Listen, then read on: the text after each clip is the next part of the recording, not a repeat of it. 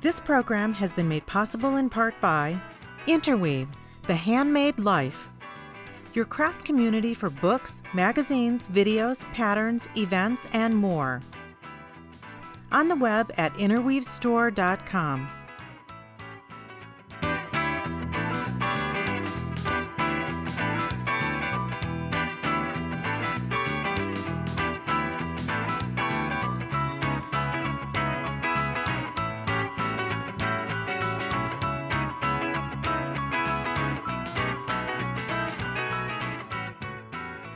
You know that you've got some serious crafty cred when even the closures on your knitted garments are handmade. Come on in and I'll show you just a couple of quick, fun ways to do this. I've got a couple of lengths of knitted I-cord here, and this is sort of your standard 3-stitch I-cord, and over here is a skinnier 2-stitch I-cord, which you may not be familiar with, although you can probably guess how it's made. I'll just show you quickly. I've cast on 2 stitches onto my needle,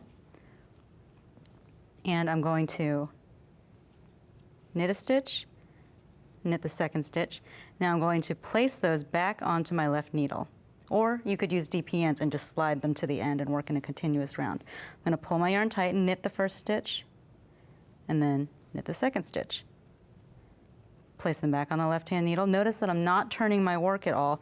I'm just pulling the yarn tight and knitting, which closes up the gap in the back and starts to create this little cord.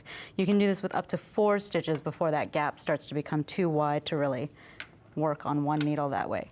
Once you've got the cord, you can make frogs and toggles and little button knots. So with my thicker I-cord here, I'm going to show you how to make this, which is just sort of a classic ball knot. Lay the cord in your hand. You're going to make 1 loop with the cord traveling over its end. Kind of use your thumb to hold it in place. Make another loop where the top leg of the loop sort of crosses over the previous loop. Pass the tail underneath the old tail. So this is what it should look like. Now we're going to take the long tail, insert it in to the first loop, and then up through the space in the middle, and then down through the top loop. And we've got this sort of shape on our, in the cord. Now with some judicious easing, you can work this into a perfectly round little knot. And it does take a little bit of time, and you can usually get pretty good at carefully following around the cord to see where the slack is coming from. When you've got it all snugged up, it should be round and it should look a lot like this. Now for the companion piece to this, you can take, the simple way to do this is to take a corresponding I-cord and just sew a little with sewing thread, you know, on the underside, just gather it together in a little loop.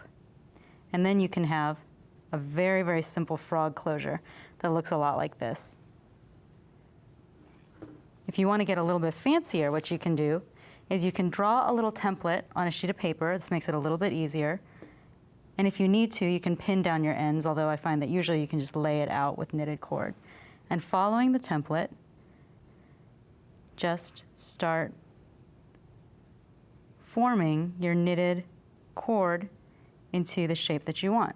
And make sure that the crossover points of the frog are where you want. This is a very classic shape for a frog, but you can get as fancy as you like, and obviously counting on as much cord as you like.